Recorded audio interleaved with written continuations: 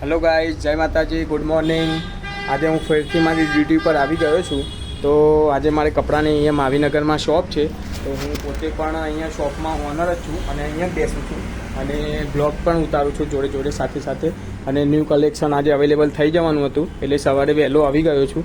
અને આજે મારે બહુ વધારે કામ છે દુકાનમાં, કારણ કે આ મોટું પતલું છે એને થોડુંક ચેન્જ પણ કરાવવા છે કપડાં, અને ફટાફટ મારે આજે કામ પતાવવાનું।